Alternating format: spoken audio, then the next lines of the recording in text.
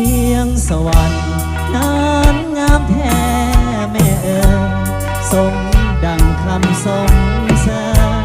เขาเอ่ยกันว่าเวียงทองเมื่อยามใดเมฆไหลลอยลาลองบ่เห็นน้ำนวลน้องแล้วต้องส่วนให้อาวรน้ำทองสีเนื้อนาลีใดๆเจ้าสร้างบุญปางใดเสริมส่งให้เจ้างามงามเด่นเพียงใดห้องหัวใจจะวางบ่อนอายขาดผู้สอนยามนอนแล้วเศร้าโศกสันนวลน้องเพียงสวรรค์คนดีเจ้าเป็นเทพีควรเมืองแห่งนี้มานานเนื้อนวลขาวผ่องสองห่วงแก้มเบ่งบานงามยิ่งใหญ่บ่ปานยิ้มบานน่าเลินเสื่อใจเพียงสวรรค์นั้นเจ้างามงามเด่นแม้นใส่ใดได้เห็นแล้วอยากเป็นเพื่อนดวงใจวาสนาจงน้อมนำมาเคียงกันสมดังดวงใจไฟฟ้านหากนางแน่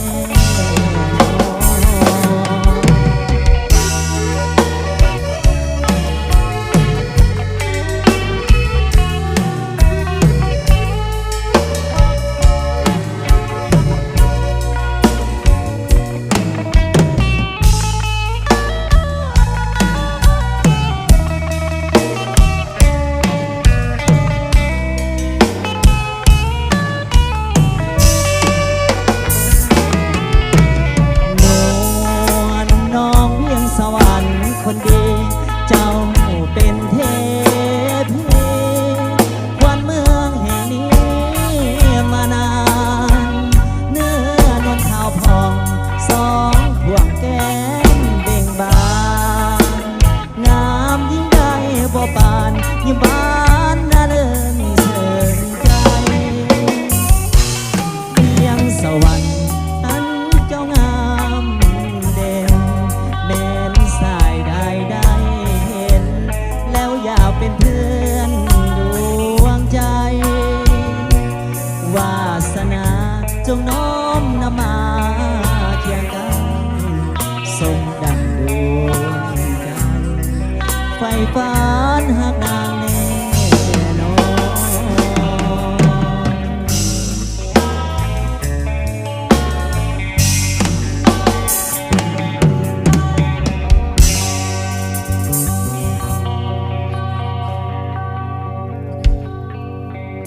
เห็นเวลานาทีพอสมควรนะเพิ่นสิออกมาฟ้อนดอกเนาะสิได้เสิร์ฟเซิร์นเพิ่นออกมาฟ้อนให้เกียรตินำหน้ามาทางตอนนี้มอบบรรยากาศจากใจทีมงานศิลปะดนตรีสีบนเทืองอีกเถิดหนึ่งเซิร์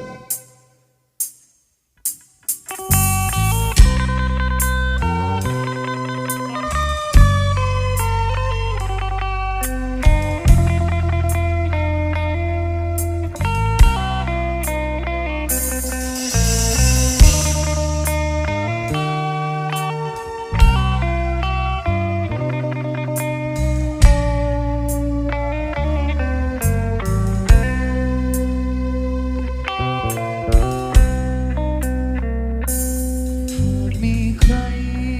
คนนั้นเขาทำใจเธอให้เปลี่ยนแปลงไปจากใจเพราะใจเธอทำไม่เศร้าห่วงจริงฝากไปของใจใครคนหนึ่งคอยคำนึงระพึงแต่เธอ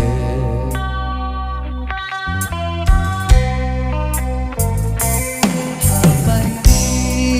มีรักจงมันคงแน่นอนฝากกลายโกรธจากลา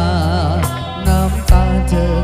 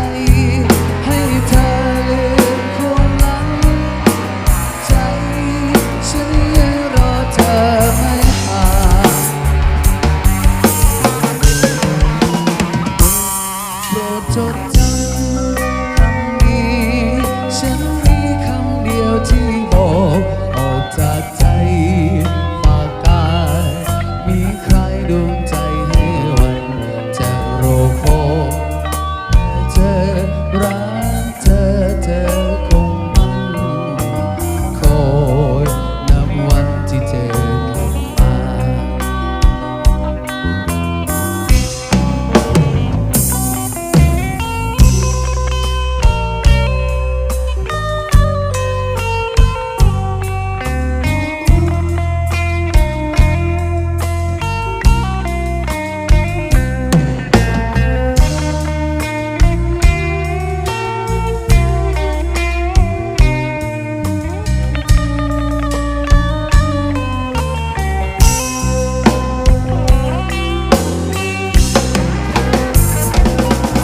วันนี้เขาคงทำเธอผิดหวังหากวันนั้นฉันยังมีชีวิตอยู่ดูแลปลอบใจให้เธอลืมความหลังใจฉันยังรอเธอไม่ห่างโปรดจดจำคำนี้ฉันมีคำเดียวที่บอกออกจากใจฝากกายมีใครดูใจให้วันเธอรอคอยแต่เธอรักเธอเธอคงมันคอยนับวันที่เธอกลับมาเธอรอคอยแต่เธอรักเธอเธอคงมันคอยนับวันที่เธอกลับมา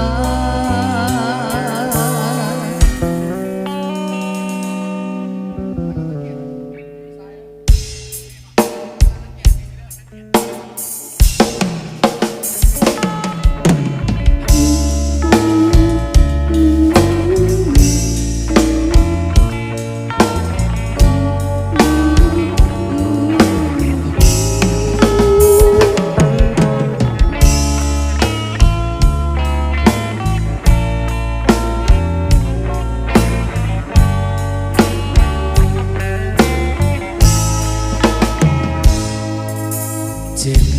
ก็ทนช้ำก็จะทนรักเธอจนไม่มีหัวใจใครอยากจะรู้เธอมีคู่ใจฉันก็ยังไม่ไหวปักใจลงไหลในเธอ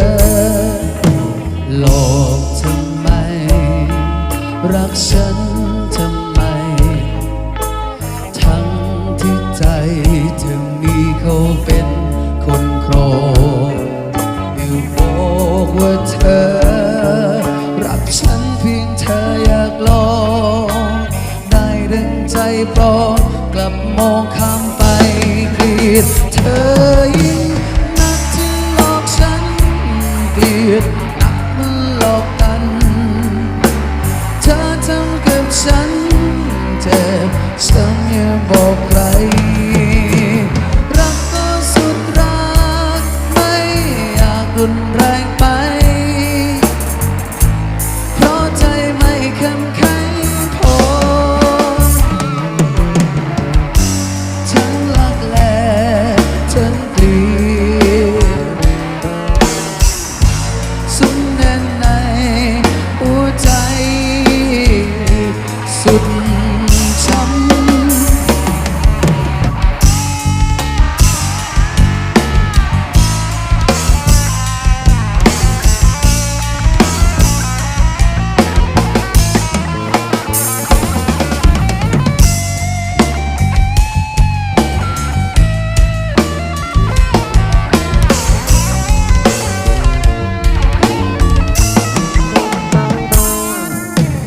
หลอกทำไม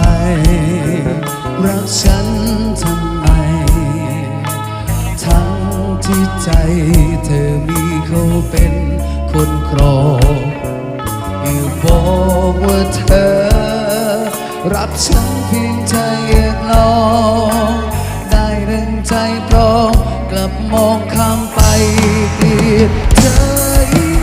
นักที่หลอกฉันเกลี นักมาหลอกกัน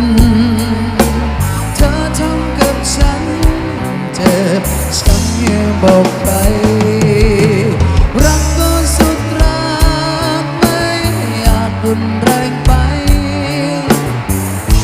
เพราะใจไม่เข้มแข็งพอทั้งรักและทั้งเกลียดสุมแน่นใน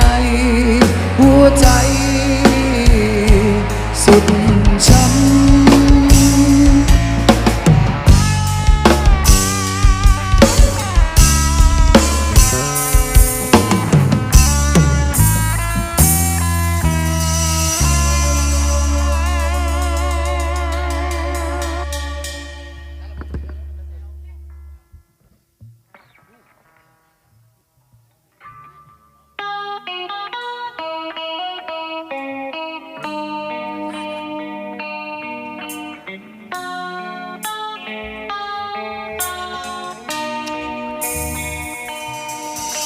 เว้ากันซุมือจนหูสึกดี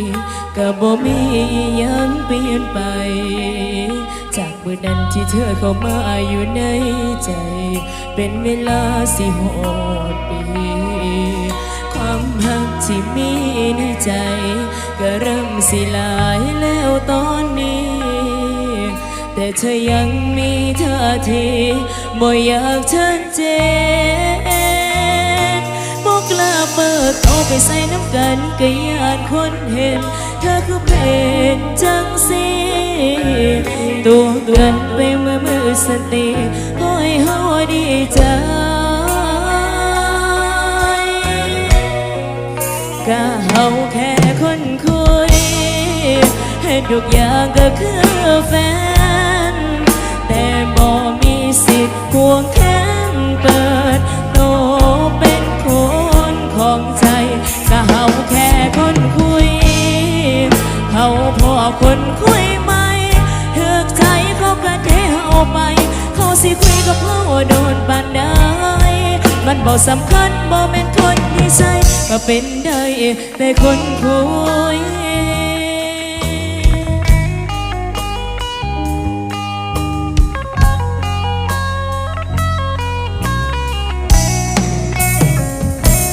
กล้าเปิดโตไปใส่น้ำกันก็ยานคนเห็นเธอคือเป็นจังสิตัวกันไปมือสติพอให้เฮาดีใจก็เฮาแค่คนคุยให้ทุกอย่างก็คือแฟน แต่บ่มีสิทธิ์ควงแขนเปิดโตเป็นคนของใจก็เฮาแค่คนคุยเขาพอคนคุยไหมเถือกใจเขาก็ให้เฮาไปเขาสิคุยก็เพราะว่าโดนปานใดมันบ่สำคัญบ่เป็นคนดีใจก็เป็นได้แต่คนคุย